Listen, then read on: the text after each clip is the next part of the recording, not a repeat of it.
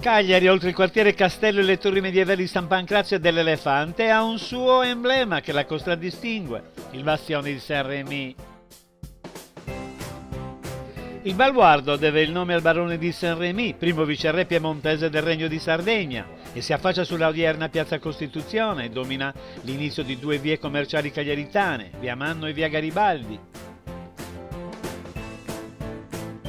Porta sicura e controllata per il quartiere medievale di Castello, confina con quello di Villanova e ha sostituito nel 1902 gli antichi bastioni dello Sperone e della Zecca. La sua imponente scalinata in due rampe porta alla passeggiata coperta, grande locale pronto dopo la ristrutturazione ma ancora chiuso. La passeggiata coperta fu usata come infermeria, ricoveri senza tetto e nel 1948 ospitò la prima edizione della Fiera Internazionale della Sardegna, servì anche per grandi ricevimenti. Sulla sommità l'ampia e maestosa terrazza Umberto I, che con la scalinata fu progettata da Giuseppe Costa e Fulgenzio Setti, su un'idea di metà Ottocento dell'architetto Gaetano Cima, tra il 1896 e il 1902, sulle antiche cortine difensive fortificate della città medievale. La terrazza domina dall'alto il porto di Cagliari, che protegge con la sua mole rassicurante, splendidi panorami che si godono dalla terrazza, che vanno dal porto alla laguna di Sant'Agilla e alla Sella del Diavolo.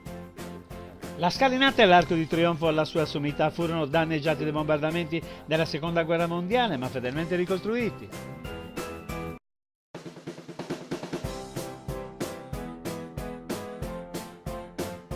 Il monumento è realizzato in calcare di colore bianco e giallo con capitelli in stile corinzio. Lo scalone principale, lungo e movimentato, si snoda dalla piazza con diverse rampe che si uniscono a mezza altezza in un ampio pianerottolo.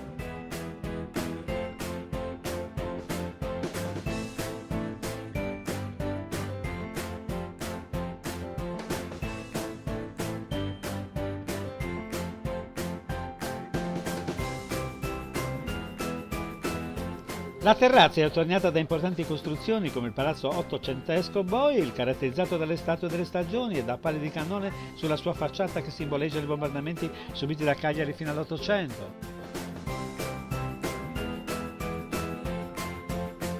Interessante il palazzo del vecchio teatro civico, oggi ristrutturato, e il terrazzo di Santa Caterina davanti all'omonima scuola, e oggi oggetto di scavi archeologici.